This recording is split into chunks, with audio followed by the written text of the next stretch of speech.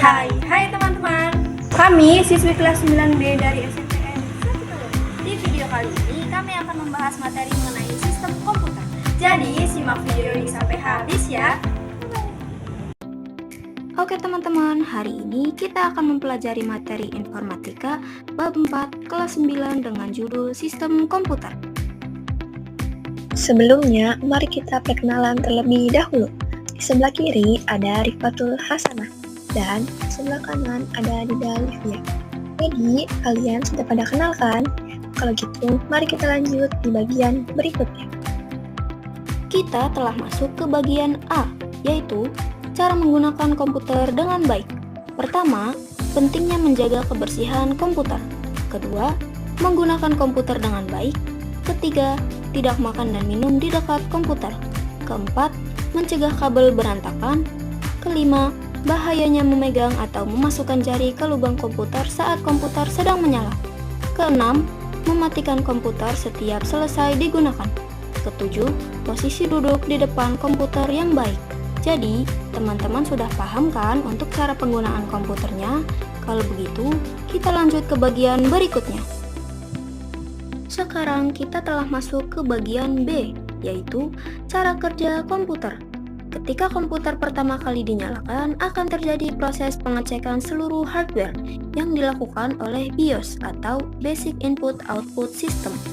BIOS tersimpan di ROM atau Read Only Memory pada motherboard. Oh iya, apakah kalian sudah tahu tentang booting? Kalau belum tahu, aku jelaskan saja ya.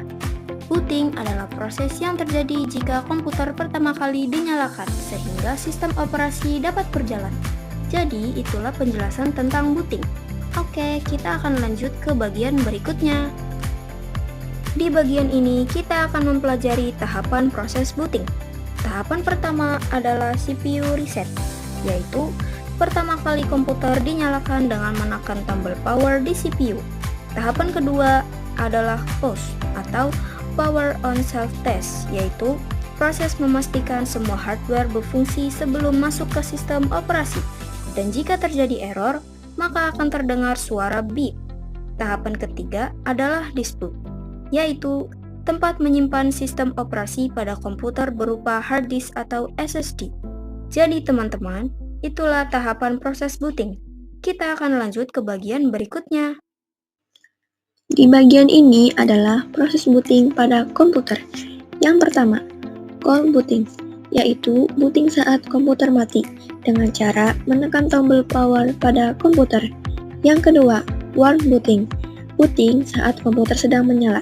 Biasanya dilakukan jika terjadi error dengan cara menekan tombol reset. Jadi, kalian dapat tahu kan proses booting pada komputer? Yuk kita lanjut. Kalian tahu nggak? CPU terdiri atas 3 komponen penting, yaitu A. Control unit, berfungsi mengendalikan semua perangkat atau hardware. Yang kedua, Arithmetic logic unit, yang berfungsi mengolah data logika dan aritmatika, merubah sinyal input menjadi tampilan output. Yang terakhir, register, tempat penyimpanan berkapasitas kecil dengan kecepatan sangat tinggi dan berfungsi menyimpan data sementara yang sedang diproses oleh CPU. Itulah 3 komponen penting pada CPU. Berikutnya adalah bagian C, gerbang logika. Gerbang logika adalah pembentuk sistem elektronik digital yang berfungsi merubah sinyal input menjadi sinyal output sesuai aturan logika biner 0 dan 1.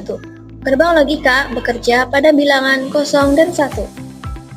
Di bawah ini adalah simbol gerbang logika, yaitu OR, yang kedua NOR, yang ketiga AND, yang keempat NAND, yang kelima XOR, yang keenam XNOR, dan yang terakhir adalah NOR.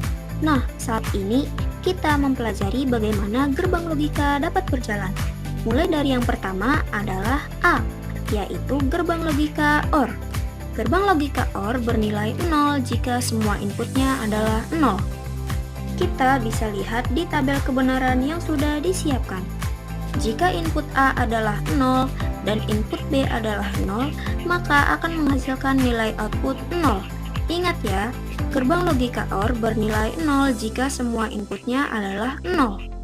Jadi, jika input A adalah 1 dan input B adalah 0, maka akan menghasilkan output 1 karena semua inputnya bukanlah 0.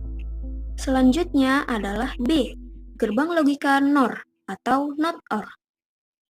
Gerbang logika NOR bernilai 1 jika semua inputnya adalah 0. Gerbang logika ini adalah kebalikan dari gerbang logika OR. Kita bisa lihat di tabel kebenaran yang sudah disiapkan. Jika input A adalah 0 dan input B adalah 0, maka akan menghasilkan nilai output 1. Ingat ya, gerbang logika NOR akan bernilai 1 jika semua inputnya adalah 0. Jadi, jika input A adalah 1 dan input B adalah 0, maka akan menghasilkan nilai output 0 karena semua inputnya bukanlah 0. Selanjutnya adalah gerbang logika N. Gerbang logika N bernilai 1 jika semua inputnya adalah 1. Seperti contoh tabel di bawah ini. Jika input A adalah 0 dan input B adalah 0, maka akan menghasilkan output 0. Selanjutnya, jika input A adalah 0 dan input B adalah 1, maka akan menghasilkan output 0. Dan jika input A adalah 1 dan input B adalah 1, maka akan menghasilkan output 1. Berikutnya adalah gerbang logika NaN, NOT AND. Bernilai kosong jika semua inputnya adalah 1. Seperti contoh tabel di bawah ini. Jika input A adalah 0 dan input B adalah 0, maka akan menghasilkan 1. Jika input A adalah 0 dan input B adalah 1, maka akan menghasilkan 1. Dan jika input A adalah 1 dan input B adalah 1, maka akan menghasilkan nilai 0. Selanjutnya adalah E, yaitu gerbang logika XOR. Gerbang logika XOR bernilai 1 jika semua inputnya berbeda. Kita bisa lihat di tabel kebenaran yang sudah disiapkan.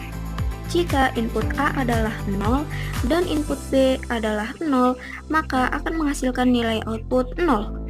Jika kita ingin menghasilkan nilai output 1, maka kedua inputnya harus berbeda.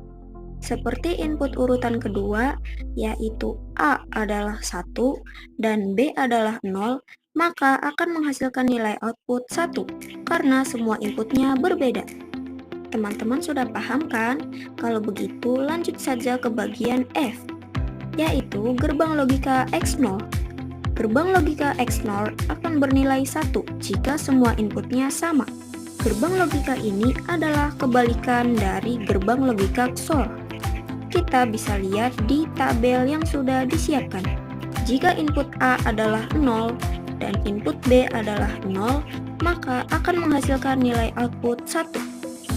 Itu terjadi karena semua inputnya sama. Kita lihat di input urutan kedua, yaitu input A adalah 1 dan input B adalah 0, maka akan menghasilkan output 0 karena semua inputnya berbeda. Yang terakhir adalah bagian G, gerbang logika NOT. Gerbang logika NOT adalah bernilai kebalikan, seperti contoh tabel yang sudah disediakan. Jika input 0 akan menghasilkan output 1. Sebaliknya, jika output 1 maka akan menghasilkan output 0. Ini adalah contoh gerbang logika. Di sini terdapat gabungan gerbang logika dari simbol logika AND dan NAND. Yang pertama yang akan kita bahas adalah simbol logika AND. Perhatikan baik-baik ya. Jika input A adalah 0 dan input B adalah 0, maka akan menghasilkan nilai output 1. Jika input A adalah 1 dan input B adalah 0, maka akan menghasilkan nilai output 0. Jika input A adalah 0 dan input B adalah 1, maka akan menghasilkan nilai output 0. Jika input A adalah 1 dan input B adalah 1, maka akan menghasilkan nilai output 1. Kenapa bisa seperti itu? Karena simbol logika AND berarti bernilai 1 jika semua inputnya 1. Sudah paham kan? Kalau begitu, kita lanjut ke simbol logika NAND atau not AND. Perhatikan baik-baik ya. Jika input A adalah 0 dan input B adalah 0, maka akan menghasilkan nilai output 1. Jika input A adalah 1 dan input B adalah 0, maka akan menghasilkan output 1. Jika input A adalah 0 dan input B adalah 1, maka akan menghasilkan nilai output 1. Dan jika input A adalah 1 dan input B adalah 1, maka akan menghasilkan nilai output 0. Kenapa bisa seperti itu? Karena simbol logika NAND berarti bernilai 0 jika semua inputnya 1. Gimana? Gampang kan? Aku harap kalian semua paham ya.